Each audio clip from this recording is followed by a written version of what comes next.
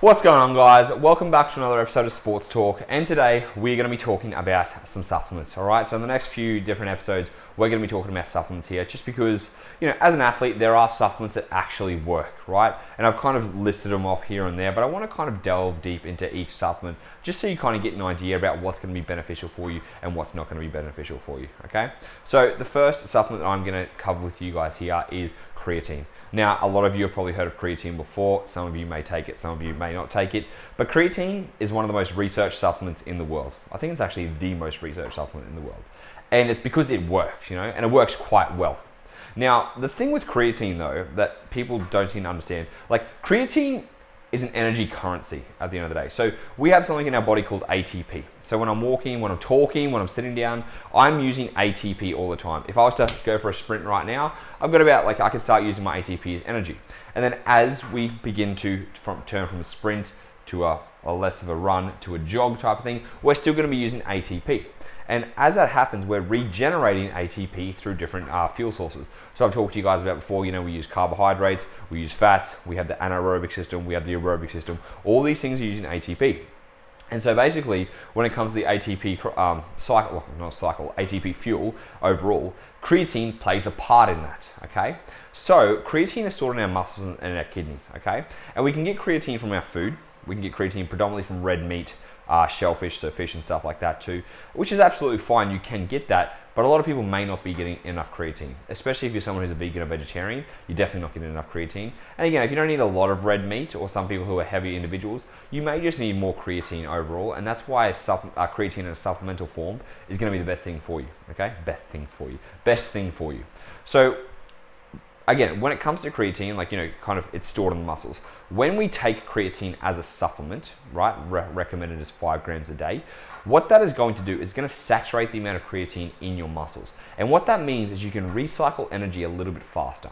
Now, when I say recycle energy, you're not going to be like, oh, I'm on creatine, I feel how creatine goes. It doesn't go like that, right? But what you're actually going to notice is when you take creatine, you'll be able to slowly push out a few extra reps in the gym, okay? Maybe you can do 10 reps of something, you can do 12 or 13 reps. Maybe you can only do a little bit of weight this week, might say 60 kilos bench press, now it's 62.5.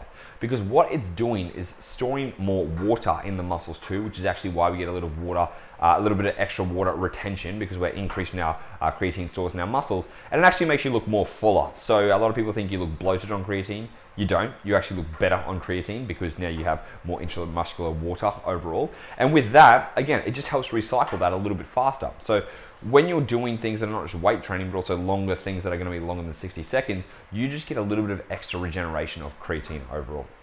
And this is cool because it's not the short-term side of things, it's a long-term performance effect that creatine has.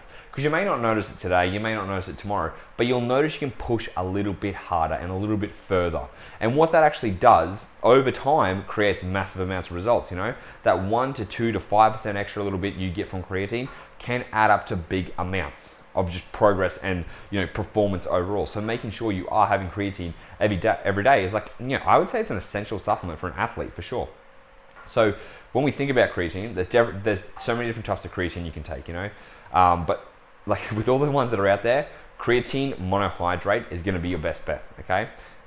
It's cheap, it works, it's the most researched creatine. The other ones out there, they say they do this and they do that. There's nothing special about the rest of the creatines. So creatine monohydrate is going to be your best bet when it comes to actually taking a sports supplement, okay?